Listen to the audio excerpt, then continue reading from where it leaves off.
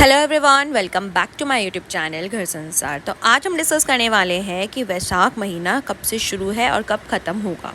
वैशाख महीने का क्या महत्व होता है, इस वैशाख महीने में आपको कौन से काम करने चाहिए और कौन से काम बिल्कुल नहीं करने चाहिए। इसी के साथ हम जानेंगे कि आप कौन से उपाय कर सकते हैं जिससे आपका घर और जीवन धन धान्य और खुशहाली से भर सकता है। तो चलिए शुरू करते हैं। हिंदू कैलेंडर में वैशाख माह साल का दूसरा महीना होता है जो कि चैत्र माह के बाद आता है। वैशाख का महीना हिंदू धर्म में विशेष महत्व वाला माना गया है, जो कि सबसे पवित्र और शुभ महीनों में से एक है।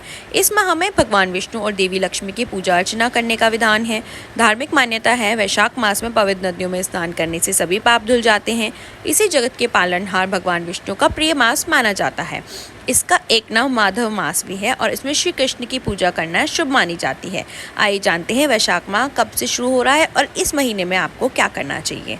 पंचांग के अनुसार वैशाख माह के कृष्ण पक्ष की प्रतिपदा तिथि 12 अप्रैल को सुबह 5:52 से शुरू होगी और इस तिथि की समाप्ति 14 अप्रैल को सुबह 8:25 पर होगी। ऐसे में उदया तिथि के अनुसार 13 अप्रैल से वैशाख माह की शुरुआत होगी। वैशाख महीने में राहगीरों को जल पिलाना और प्याऊ लगवाना बहुत पुण्यदायी माना गया है। वैशाख महीने में पशु पक्षियों को दाना पानी रखना भी शुभ माना जाता है। साथ ही इस महीने में जल का दान महादान माना जाता है। वैशाख के महीने में इन कार्यों को करने से जीवन की सारी परेशानियां दूर हो जाती है और जीवन में सुख समृद्धि आती है। वैशाख महीने में फल का दान भी बहुत ये शुभ माना जाता है। इसके अलावा वैशाख मास में जूते, चप्पल, छाते, मटके, शरबत का दान भी करना चाहिए। वैशाख माह का संबंध विशाखा नक्षत्र से माना गया है, इसलिए इस महीने को वैशाख के नाम से जाना जाता है। वैशाखा नक्षत्र के स्वामी देवगुरु बृहस्पति देव हैं। यही वजह है इस महीने में स्नान, दान, व्रत और पूजा पाठ करना शुभ माना गया है। धार्मिक मान्यता है वैशाख महीने में दान पुण्य करने का विशेष लाभ मिलता है। आइए जानते हैं आपको वैशाख महीने में कौन से काम करने चाहिए। वैशाख महीने में दान सबसे अहम होता है। इस महीने में दान करने से पूरे वर्ष के दान का फल प्राप्त किया जा सकता है। इस महीने में जितना हो सके पानी का दान करें। अगर प्याऊ लगवाना संभव न हो तो मटके का दान करें। जरूरतमंदों को छाता, जूते, चप्पल, कपड़े और अनाज दान में दें। इस महीने में शिवलिंग पर जलाभिषेक करना चाहिए। इसके साथ ही प्रभु पर चंदन का लेप करना चाहिए। इस महीने में किसी भी मंदिर में छायादार पौधा लगाएं। इस महीने में भगवान विष्णु को सत्तू और तुलसी दल अर्पित करना चाहिए। वैशाख महीने में अक्षय तृतीया पड़ती है। इस दिन सोना, चांदी, वाहन आदि की खरीदारी करना शुभ माना जाता है। ऐसा करने से साल भर देवी लक्ष्मी का वास बना रहता है। इस महीने भगवान विष्णु और महालक्ष्मी की भी पूजा करनी चाहिए। अब जान लेते हैं कि आपको वैशाख महीने में क्या काम नहीं करने चाहिए। वैशाख महीने में खान पान को लेकर लापरवाही नहीं बरतनी चाहिए। इस महीने में कम पानी नहीं पीना चाहिए। खाली पेट नहीं रहना चाहिए। इस महीने बासी खाना बिल्कुल त्याग देना चाहिए। सीधे धूप में न जाएं। जब भी निकले छाता आदि लेकर ही निकलें।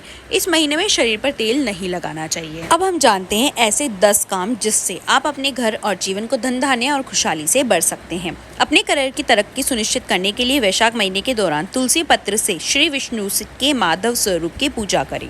साथ ही भगवान विष्णु के केशव और गोविंद नाम का ध्यान करें। इस बात का ध्यान रखें कि कभी भी भगवान विष्णु के एक नाम का ध्यान नहीं करना चाहिए।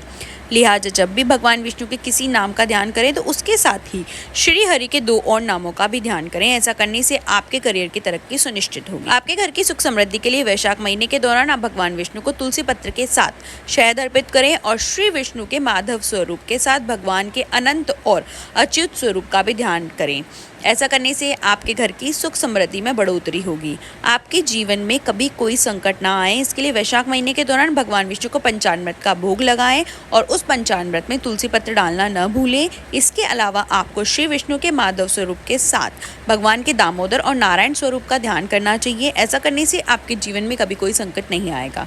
जीवन साथी के साथ अच्छा तालमेल बनाए रखने के लिए वैशाख महीने के दौरान आप श्री विष्णु के माधव स्वरूप के साथ भगवान के श्रीधर और पद्मनाभ स्वरूप का भी ध्यान करें और तुलसी पत्र लगी हुई मिठाई का भगवान को भोग लगाएं। प्रतिदिन मिठाई का भोग नहीं लगा सकते तो मिश्री के साथ तुलसी पत्र भगवान को अर्पित करें। ऐसा करने से जीवन साथी के साथ आपकी अंडरस्टैंडिंग अच्छी होगी। आपके बिजनेस की गति को बढ़ाने के लिए आप वैशाख मास में श्री विष्णु के माधव स्वरूप के साथ त्रिविक्रम और हर्षिकेश के ध्यान करना चाहिए। साथ ही भगवान विष्णु को तुलसी पत्र की पूजा करनी चाहिए। इससे आपका बिजनेस दिन दुगनी रात चौगनी तरक्की करेगा। बच्चों के साथ अपने रिश्ते बेहतर बनाए रखने के लिए आपको वैशाख महीने में श्री विष्णु के माधव स्वरूप के साथ गोविंद और मधुसूदन का ध्यान करना चाहिए। साथ ही भगवान विष्णु को मेवा के साथ तुलसी पत्र अर्पित करना चाहिए। ऐसा करने से बच्चों के साथ आपके रिश्ते मजबूत होंगे। आपके जीवन में शत्रुओं से छुटकारा पाने के लिए और दोस्तों के साथ बनाए रखने के लिए आपको वैशाख महीने में श्री विष्णु के माधव स्वरूप के साथ केशव और दामोदर का ध्यान करना चाहिए। साथ ही भगवान विष्णु को तुलसी दल की पूजा करनी चाहिए। इससे आपके जीवन में मित्रों की संख्या बढ़ेगी और शत्रु अपने आप कम होते चले जाएंगे। अपनी आर्थिक स्थिति बेहतर करने के लिए आपको वैशाख महीने के दौरान श्री विष्णु के माधव स्वरूप के साथ गोविंद और नारायण का ध्यान करना चाहिए। साथ ही श्री हरि को आटे से बनी पंजरी और तुलसी दल डालकर भोग लगाना चाहिए। ऐसा करने से आपकी स्थिति दिन ब दिन बेहतर होती जाएगी।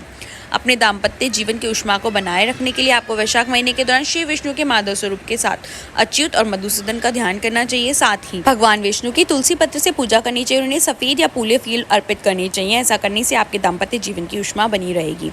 आपको किसी सरकारी काम को बिना अड़चनों को पूरा करने के लिए वैशाख महीने के दौरान श्री विष्णु के माधव स्वरूप के साथ अनंत और श्रीधर का ध्यान करना चाहिए। साथ ही तुलसी पत्र से श्री हरि की पूजा करनी चाहिए।